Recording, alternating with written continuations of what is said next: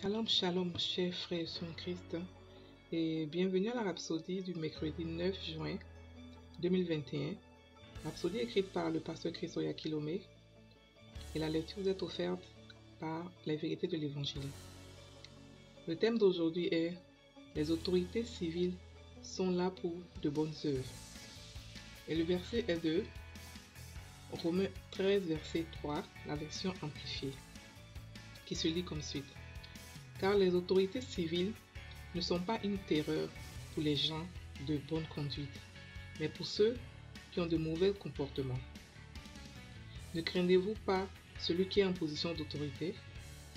Alors faites ce qui est juste et vous recevrez son approbation et ses félicitations. Fin du verset. Le pasteur Christ dit, la parole de Dieu nous enseigne d'obéir aux autorités civiles parce qu'elles sont établies par Dieu. Romains 13, verset 2. Alors que ce soit le roi, le premier ministre, le président, le gouverneur ou le maire, etc., nous devons leur obéir, mais seulement dans le contexte de la parole de Dieu.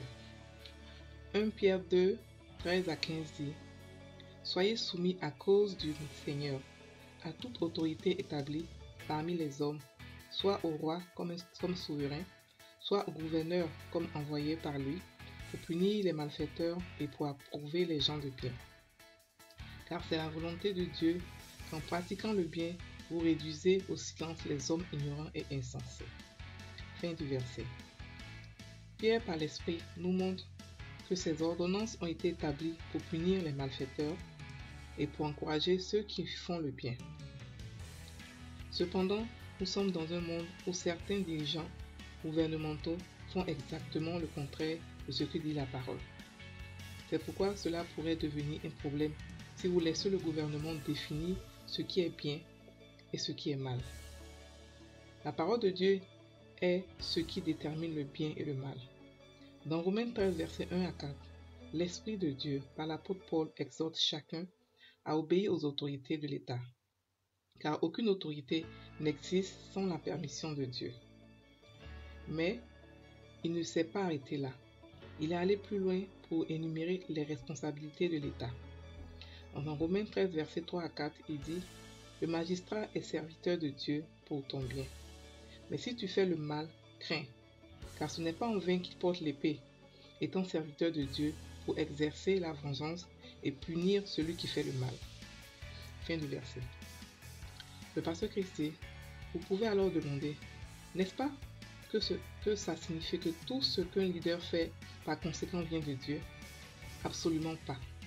Vous devez appliquer la bonne compréhension selon le contexte. Sinon, où placeriez-vous des gens comme Staline, Mussolini et Adolf Hitler? Leur action était impie.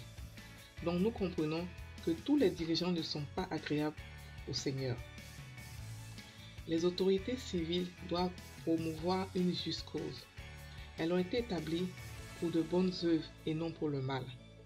Proverbe 29, verset 24, verset 2 à 4, la version amplifiée dit « Quand les justes sont en position d'autorité, le peuple se réjouit.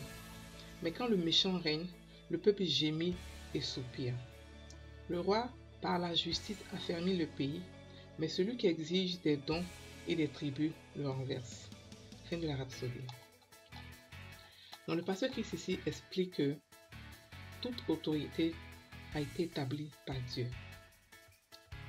Ceux qui sont gouverneurs, ceux qui sont présidents des pays, les maires et tout ça, c'est Dieu qui les établit.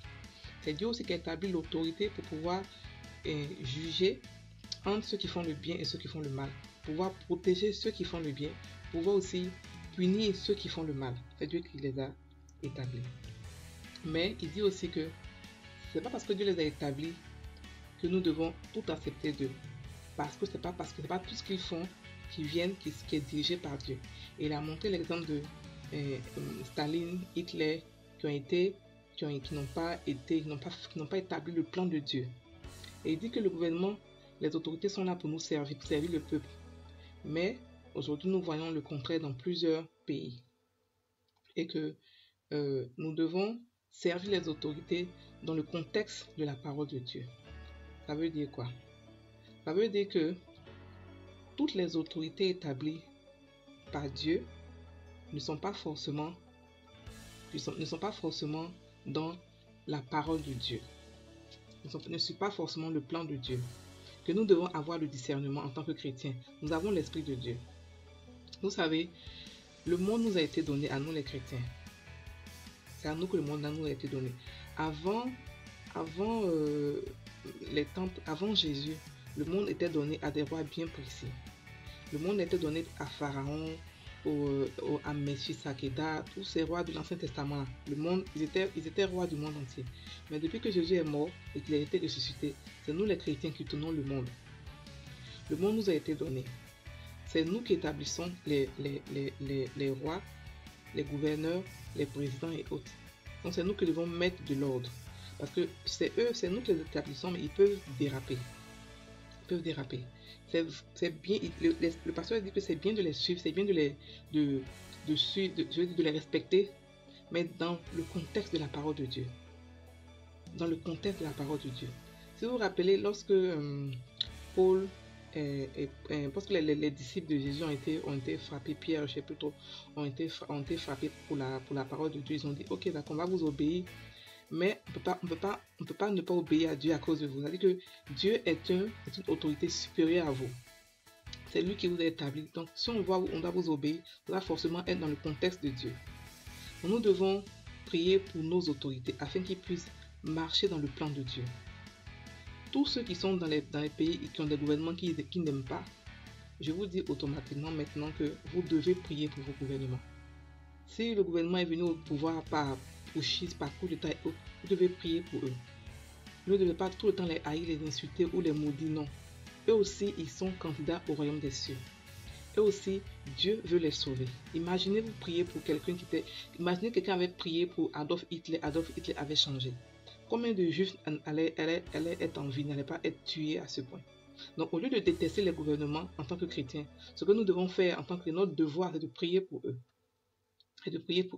Mais aussi de faire attention que les lois qu'ils font, parce que c'est eux qui mettent les lois, et ces lois, nous devons prier en sorte qu'ils soient pour le gouvernement, pour la population, pas pour eux, parce que beaucoup de gouvernements abusent de leur population, et ça, c'est pas normal. Nous devons comprendre, nous devons avoir le discernement pour pouvoir savoir comment est-ce que le gouvernement peut ne pas abuser de ses droits contre la population. C'est notre devoir, c'est à nous de pouvoir garder, c'est à nous de pouvoir prier pour, c'est nous qui devons nous mettre à la brèche du monde pour pouvoir les protéger. Ils n'ont personne d'autre, à part nous. Ils n'ont personne d'autre, à part le corps de Christ. Ils n'ont personne d'autre. Le diable les malmène comme il veut. C'est nous, le corps de Christ, qui retenons le pouvoir du diable sur cette terre. Et c'est nous aussi qui décidons ce que va leur arriver. Donc arrêtons plutôt de critiquer les gouvernements, mais plutôt prions pour eux, pour qu'ils puissent aller dans la bonne voie. Et sachons discerner. Parce que à cause de l'argent, beaucoup de gouvernements ont été corrompus et ils imposent des lois humaines aux hommes qui n'ont rien à voir avec Dieu, qui ne sont pas dans le plan de Dieu. Et pour ça, chaque gouvernement sera jugé par rapport aux actes qu'il a commis. Quand on regarde dans le livre d'Apocalypse, on nous parle de deux jugements. Le jugement des humains, des êtres humains individuellement, et le jugement des pays, des gouvernements. Voilà, donc, vous pouvez faire la prière après moi. Cher Père, je prie pour ceux que tu as placés dans des positions d'autorité.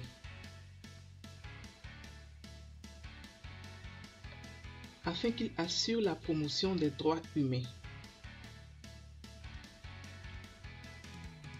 la dignité, la paix, l'équité, la droiture et une atmosphère propice pour la prédication de l'évangile de notre Seigneur Jésus-Christ. Amen.